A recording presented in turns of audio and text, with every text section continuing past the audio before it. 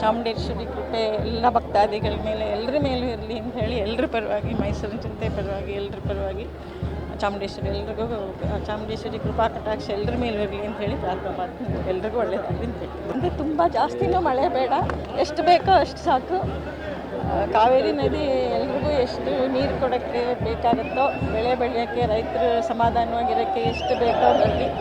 ಅತಿವೃಷ್ಟಿ ಆದರೆ ಜನರಿಗೆ ತೊಂದರೆ ಆಗುತ್ತೆ. ಕೃಷ್ಣ ಪಕ್ಷದಲ್ಲಿ ಆಷಾಢ ಮಾಸದ ಕೃಷ್ಣ ಪಕ್ಷದಲ್ಲಿ ರೇವತಿ ನಕ್ಷತ್ರ ದಿನ ಶ್ರೀಮನ್ ಮಹಾರಾಜ ಮುಮ್ಮಡಿ ಕೃಷ್ಣ ಒಡೆಯರ್ ಅವರು ನಮ್ಮ ಚಾಮುಂಡಿ ಬೆಟ್ಟದಲ್ಲಿ ನಮ್ಮ ಅಮ್ಮನವ್ರ ದೇವಸ್ಥಾನದಲ್ಲಿ ಉತ್ಸವ ಮೂರ್ತಿಯನ್ನು ಸ್ಥಾಪನೆ ಮಾಡ್ತಾರೆ. ಈ ದಿನ ಅವರ ಜನ್ಮ ನಕ್ಷತ್ರನೂ ಕೂಡ. ಸೊ ಈ ನಿಟ್ಟಿನಲ್ಲಿ ಅವರು ಸ್ಥಾಪನೆ ಮಾಡಿದ ದಿನ ನಂತರ ಇವತ್ತುವರೆಗೂ ಅಮ್ಮನವರ ವರ್ಧಂತಿ ಅಂತ ನಾವು ಆಚರಿಸ್ತಾ ಬಂದಿದ್ದೀವಿ. ಅಮ್ಮನವರು ನಾಡಿನ ಸಮಸ್ತ ಜನತೆಗೆ ಒಳ್ಳೆಯ ಆರೋಗ್ಯ, ಸಮೃದ್ಧಿ, ಆನಂದವನ್ನು ದಯಪಾಲಿಸಲಿ ಎಂದು ಪ್ರಾರ್ಥನೆ ಮಾಡ್ತೀವಿ. ಆ ಸಂಕಲ್ಪವನ್ನು ಆವತ್ತಿನ ಇವತ್ತವರೆಗೂ ನಿರಂತರವಾಗಿ ನಮ್ಮ ಪ್ರಾರ್ಥನೆ. ಅದು ಇಲ್ಲ, ಆ ಥರ ಏನೂ ವ್ಯತ್ಯಾಸ ಇಲ್ಲ. ಪಾರಂಪರ್ಯ ನಿರಂತರವಾಗಿ ನಡೆಯುತ್ತೆ, ಅದರಲ್ಲಿ ಏನು ಬದಲಾವಣೆ ಇಲ್ಲ. ನನ್ನ ವೈಯಕ್ತಿಕವಾದ ವೃತ್ತಿ ಜೀವನ ಅದು ಬೇರೆದು. ಇಲ್ಲಿ ಇದು ಪಾರಂಪರ್ಯ ಮುಂದುವರಿತಾ ಹೋಗ್ತಾ ಇದೆ.